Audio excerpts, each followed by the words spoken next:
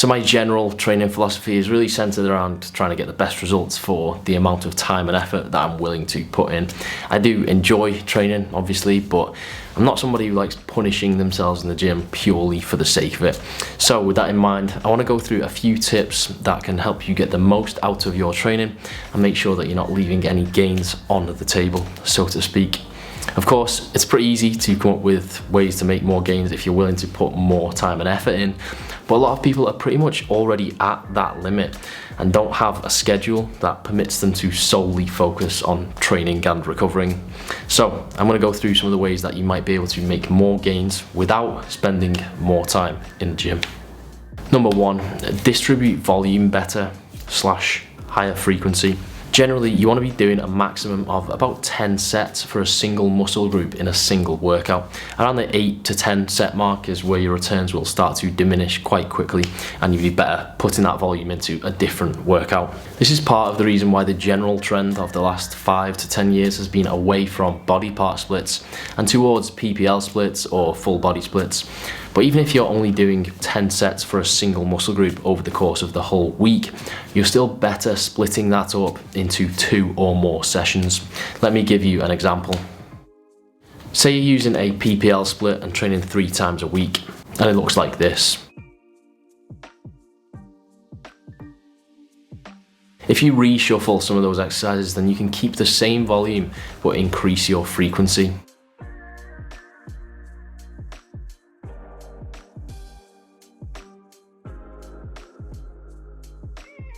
So in this case, a full body split might be better than a PPL split. Now, I do still think PPL is a great split, and if you're using a PPL split but training more than 3 times a week, then your average frequency is getting up there anyway. Once you are getting on for hitting each muscle group twice per week, I'm not sure how much difference increasing your frequency more really makes. Now, training a muscle group for 6 sets 3 times a week is probably better than hitting it twice for 9 sets, but I personally don't think the difference will be large enough to warrant changing your split if you're doing one you really enjoy. Anecdotally, I made most of my gains using a PPL split and training 5 to 6 times a week for whatever that's worth. Number 2, train muscles at longer lengths. Training muscles at longer lengths seems to induce greater hypertrophy. In other words, you should make sure to include exercises that work the muscle when they're in their most stretched position. Look at the lying leg curl versus the seated leg curl.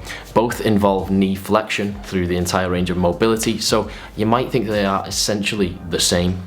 But the hamstring is actually made up of 4 heads, 3 of which span both the knee and hip joint. That means when the hip is flexed, those muscles are longer than when it's extended. So in a like-for-like comparison, when only considering hypertrophy, the seated leg curl is probably superior. And you can apply this to other muscles that cross 2 joints. Keep one joint fixed in a position that puts the muscle under a stretch whilst moving the other joint through your full range of motion in whatever exercise you're doing.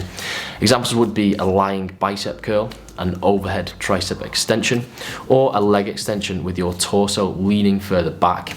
And it doesn't have to be a multi-joint spanning muscle, if that makes sense. A lat prayer is also an example of how you can achieve this for the lats.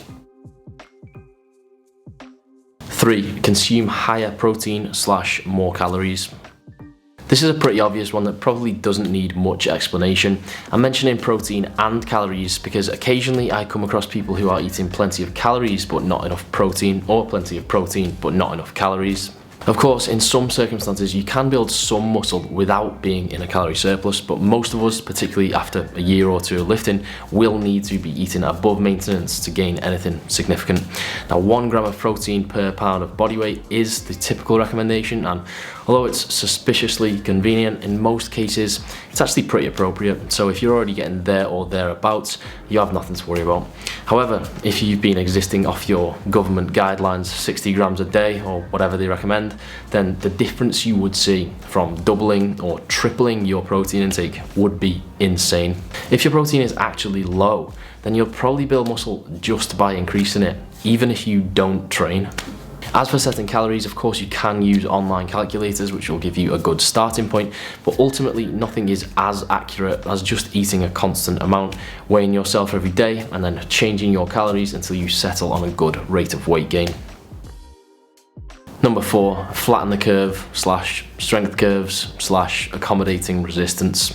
I'm going to simplify this in the spirit of brevity. The resistance curve is how much force is required to move the weight at different stages of the rep. So think external factors. The strength curve is how much force you are able to produce at different stages of the rep. So think internal factors.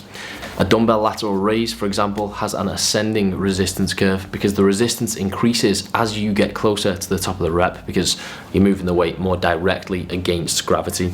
Same reason a bicep curl has a bell-shaped resistance curve, or a bench press has a flat resistance curve, a resistance line. Now, you have to think about where you are strongest and weakest. A good way to figure that out is to perform an exercise with a flat resistance curve and see where you fail. A pull-up is directly up and down, so a pretty flat resistance curve. So where do you fail on a pull-up? Usually the top, so that would be descending strength curve, as you can produce less force as you get closer to the top. Now you want to try and mirror the strength curve by manipulating the resistance curve. For example, a bench press has an ascending strength curve. You're typically stronger at the top. So how do you make a bench press harder at the top? You could use chains, obviously as more lift off the ground, you're lifting a heavier weight, or you could use bands if you're lifting in a Smith machine or rack. If you're lucky enough to go to a gym with some machines like this that allow you to load the weight in different places, then these are really the best thing for it in my opinion. Here I've made the row more difficult at the bottom and easier towards the top, as that matches the strength curve for that movement. Some machines also have cams that allow you to place a pin in a different spot to achieve a similar result. There's also adaptations that you can make to free weight exercises like lying dumbbell lateral raises. Really what you're doing is just making sure that you're working the muscle as much as you can through a full range of motion. If you always fail at the bottom of a bench press, then you're never working as hard as you can at the middle or top of a bench press. Number 5, rest more.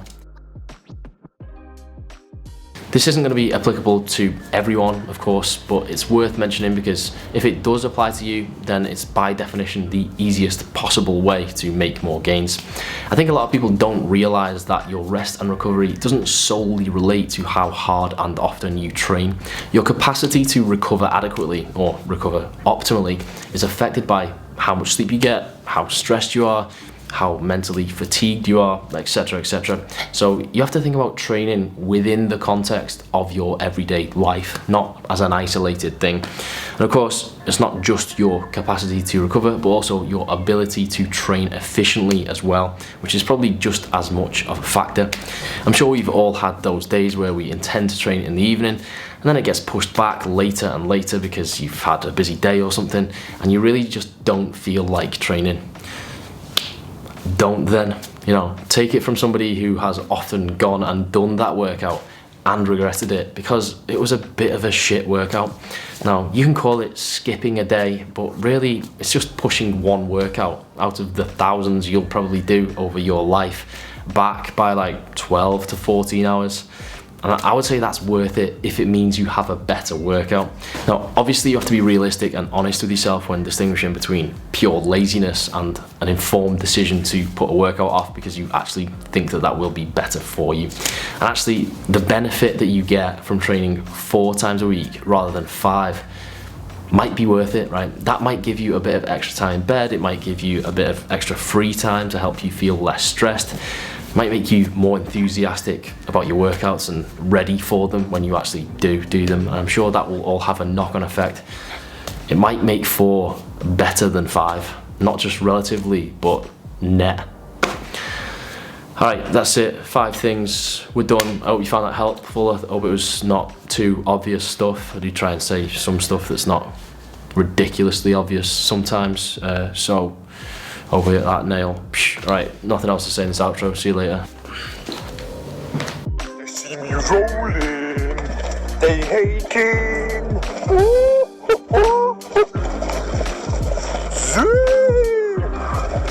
Joey Lenny is my hero.